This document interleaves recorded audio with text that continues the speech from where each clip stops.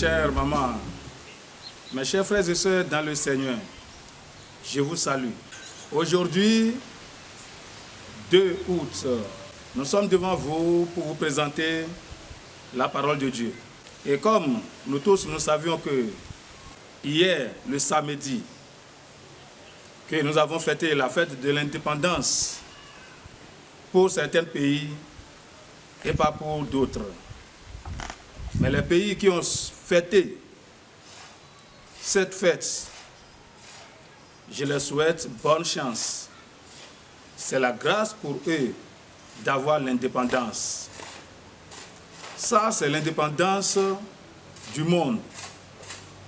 Mais nous avons aussi l'indépendance spirituelle que Dieu nous a donnée à travers son Fils Jésus-Christ. C'est pourquoi nous avons entamé un message qui est intitulé « La grâce divine ». Et nous avons dit que ce message est divisé en 6 parties. Nous avons prêché sur le 3e partie et maintenant, aujourd'hui, c'est le 4e partie qui est le partie D. Et le thème principal, c'est la grâce divine. Mais le sous-thème que nous voulons utiliser aujourd'hui est intitulé l'adoption. L'adoption. C'est sur ça que nous voulons prêcher aujourd'hui. Le texte dans lequel nous avons fait sortir ce message est tiré de l'Éphésiens, chapitre 1, du verset 3e jusqu'au 14e verset. Dans le Nouveau Testament, on ne parle d'adoption que dans les écrits de Paul. Qu'est-ce que l'adoption? L'adoption, c'est quelqu'un qui est en esclavage ou bien quelqu'un qui n'a pas de parents et quelqu'un l'a adopté pour qu'il soit son fils. C'est ça l'adoption. Dieu nous a adoptés.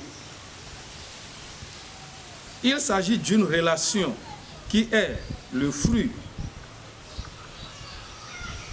de la libre grâce de Dieu qui fait passer l'homme du statut d'esclavage de la loi à celui de fils. L'adoption. C'est une libre grâce de Dieu qui fait passer l'homme du statut d'esclavage de la loi parce que nous sommes esclaves de la loi. Quelle loi?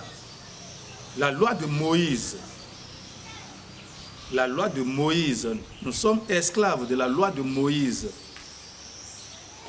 Et chaque fois, on se débrouille, mais on n'en rêvait plus.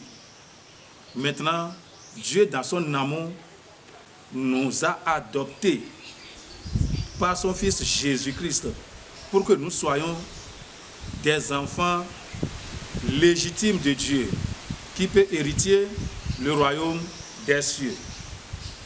Lisons-moi Galates 4. Galates 4, verset 4 à 5. Mais lorsque les temps ont été accomplis, Dieu a envoyé son Fils, né d'une femme, né sous la loi, afin qu'il racheta ceux qui étaient sous la loi, afin que nous reçussions l'adoption. Praise the Lord. Nous voyons ici que nous sommes esclaves de la loi de Moïse, comme je l'avais dit. Et Christ est né sous cette loi pour pouvoir nous racheter. Nous qui sommes esclaves de la loi, Christ est né sous la loi pour pouvoir nous racheter, pour que nous reçussions l'adoption. Mes frères et sœurs, c'est une grâce pour nous que Dieu nous a envoyé son Fils pour pouvoir nous racheter de la loi de Moïse. Le cri Abba Père évoqué à propos de l'adoption, le cri Abba Père, évoqué à propos de l'adoption. Lisons-nous le verset 6 du Galates 4. Et parce que vous êtes fils, Et parce que vous êtes fils, Dieu a envoyé dans nos cœurs Dieu a envoyé dans nos cœurs l'esprit de son Fils, l'esprit de son Fils, lequel crie Abba, Père. lequel crie Abba Père. Dieu a envoyé l'esprit de son Fils dans nos cœurs, lequel crie Abba Père. C'est une grâce pour nous. Nous sommes des enfants perdants. Nous sommes des enfants qui n'ont pas de refuge. Mais par amour que Dieu a pour nous, il a préparé notre liberté. Et c'est de cela qu'il a envoyé son Fils Jésus-Christ, qui est né sous la loi, pour que nous qui sommes sous la loi, reçussions l'adoption totale. Que Dieu nous bénisse. Amen. Lisons-nous Romains 8, verset 15. Et vous n'avez point reçu un esprit de servitude Et vous n'avez point reçu un esprit de servitude pour être encore dans la crainte, pour être encore dans la crainte. mais vous avez reçu un esprit d'adoption Mais vous avez reçu un esprit d'adoption par lequel nous crions Abba, Père. par lequel nous crions Abba Père.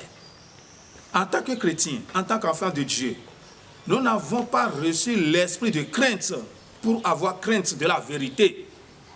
Beaucoup aujourd'hui craignent de la vérité. Est-ce qu'on peut dire la vérité? Si on dit la vérité, qui peut accepter ça? C'est ça la crainte de beaucoup des serviteurs de Dieu aujourd'hui. Et cela n'était pas la volonté de Dieu.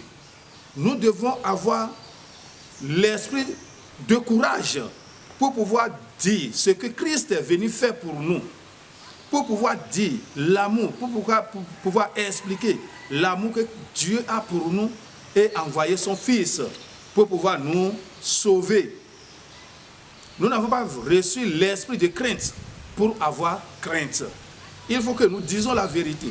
Il est temps pour que tous les enfants de Dieu connaissent la vérité, pour que cette vérité les affranchisse. Le Fils adoptif de Dieu a un droit d'accès au Père et à part l'héritage divin.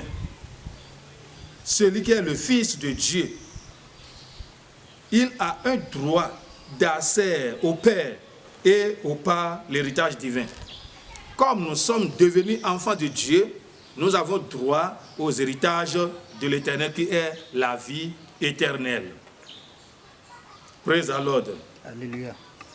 Pour décrire notre salut, la Bible déclare que Dieu nous a adoptés comme ses enfants. C'est ce que la Bible déclare. Dieu nous a adoptés comme ses enfants. Nous sommes devenus enfants de Dieu. Nous ne sommes plus enfants du monde. Nous ne sommes pas enfants du monde pour pouvoir craindre de ce qui se passe dans le monde. Mais nous sommes enfants de Dieu. Nous sommes devenus enfants de Dieu. Que Dieu nous bénisse. Amen. Nous remarquons donc que le salut recouvre à la fois le passé, le présent et le futur. Nous remarquons que le salut recouvre à la fois le passé, le présent et le futur. Comme nous sommes déjà sauvés, nous devons croire aux œuvres de Dieu. Nous devons croire à l'héritage qui nous attend, qui est la vie éternelle. Nous ne devons plus douter de la vie éternelle. Nous ne devons plus poser la question de savoir si nous irons dans la vie éternelle. Il y avait beaucoup de gens, beaucoup de chrétiens aujourd'hui qui se disaient le dernier jour, on ne sait pas ce qui va se passer. Parce que nous se voyons pécheurs, nous voyons que dans le monde, personne n'est juste. Est-ce qu'on peut avoir le salut? Pourquoi vous doutez de cela, mes frères et sœurs en Christ? Pourquoi vous doutez de cela? Et l'œuvre que Christ a fait dans son plan de nous sauver de nos péchés, c'est pour cela que Christ est venu. Et l'œuvre que Christ a fait que nous sommes devenus enfants de Dieu. Parce que la Bible nous dit dans Jean 1, verset 12, que tous ceux qui l'ont reçu, il les a donné la force de devenir enfants de Dieu. Comme nous avons Christ dans notre vie, nous sommes déjà enfants de Dieu. Et pour cela, nous remarquons donc que le salut recouvre à la fois le passé, notre passé, le présent, notre présent et le futur, notre futur. Rien ne peut nous arracher de la main de Christ parce que nous sommes devenus enfants de Dieu. Un enfant qui est né, cet enfant est né et il est né. Par exemple, si on dit Kodjo a enfanté un enfant, il n'y a pas ce jour où les gens vont dire que cet enfant-là n'est plus l'enfant de Kodjo. On va lui donner un autre nom de famille. Ça ne peut pas marcher. L'enfant est enfant de Kodjo, point. Nous sommes enfants de Dieu, point. Avant, nous sommes sous la loi et nous ne savons pas là où nous irons. Et on se trimballe, on n'a plus de refuge, on ne sait même pas ce qu'on est. Mais par la grâce de Dieu, Jésus est venu et c'est lui maintenant qui nous a sauvés. Il nous a sauvés de la loi. Et maintenant, nous sommes dans la grâce de Christ. Nous sommes les enfants héritiers de Christ. Nous avons été sauvés par la grâce de Dieu. Lisons-nous Éphésiens chapitre 2, verset 5. Nous qui étions morts par nos offenses, Nous qui étions morts par nos offenses, nous a rendus à la vie avec Christ. on nous a rendus à la vie avec Christ. C'est par grâce que vous êtes sauvés. C'est par grâce que nous sommes sauvés. Praise the Lord. Alléluia. C'est par la grâce. C'est par grâce que nous sommes sauvés. Avant là, on était morts par nos offenses, par nos péchés. Mais maintenant, Christ est venu et il a couvert la faute. Et il nous a sauvés. Il nous a donné l'esprit d'adoption. Nous sommes maintenant enfants de Dieu. C'est par la grâce de Dieu que nous sommes sauvés. Lisons-moi le verset 8 et le verset 9 du même chapitre.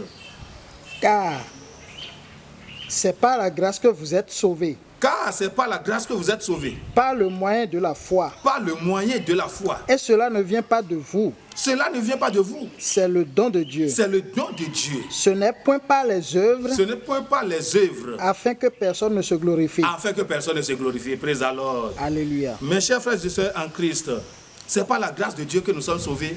Ce n'est pas par nos œuvres pour que quelqu'un se glorifie. Si quelqu'un te dit aujourd'hui, c'est par toi-même que tu serais sauvé, vous lui dites non, je suis déjà sauvé. Si tu as la foi en Christ, il faut dire à la personne, moi je suis déjà sauvé parce que j'ai la foi en Christ. Et c'est Christ qui est mon salut. Ce n'est pas même moi, ce n'est pas moi-même qui va me sauver. C'est Christ qui me sauve. Il m'a déjà sauvé. Ce n'est pas les œuvres que je vais faire aujourd'hui qui vont me donner le salut. Non. L'œuvre du salut est déjà accomplie sur la croix par le Fils de Dieu, Jésus-Christ. Praise the Lord. Alléluia. Et lisons-moi 2 Timothée, chapitre 1, le verset 9. Qui nous a sauvés et nous a adressé une sainte vocation. Christ qui nous a sauvés et nous a adressé une simple vocation. Non à cause de nos œuvres. Non à cause de nos œuvres. Mais selon son propre dessein. Mais selon son propre dessein. Et selon la grâce qui nous a été donnée en Jésus-Christ. Et selon la grâce qui nous a été donnée en Jésus-Christ. Avant les temps éternels. Avant les temps éternels. Frères et sœurs en Christ, est-ce que vous écoutez bien? Ce n'est pas par nos œuvres, mais c'est dans le dessein de Dieu. Et il l'a accompli par Jésus-Christ avant la fin de la vie éternelle. La vie éternelle, c'est dans le futur. Et aujourd'hui, notre foi nous dit que notre passé, notre présent, notre futur est dans la main de Dieu. Et nous sommes enfants de Dieu et nous hériterons le royaume des cieux. Pour reprendre les mots utilisés plus haut, en ce qui concerne le passé, nous avons été justifiés, rachetés, et nous avons obtenu une nouvelle nature. Pour ce qui est du présent, nous sommes rendus saints. Et quant à l'avenir, nous serons glorifiés dans la vie éternelle. Que Dieu nous bénisse. Amen. Nous voyons ici maintenant que ce qui concerne nos passés, nous avons été justifiés. Nous sommes justifiés et rachetés. Nous sommes justifiés par Christ.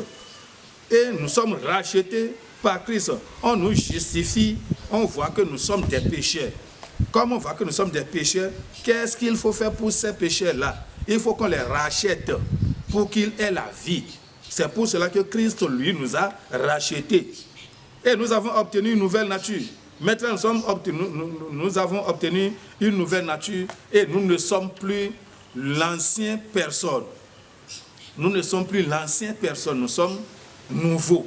Nous sommes nouvellement nés en Christ. C'est pour cela que nous devons comporter comme Christ a comporté. C'est pour cela que nous devons marcher sur les lois de Christ.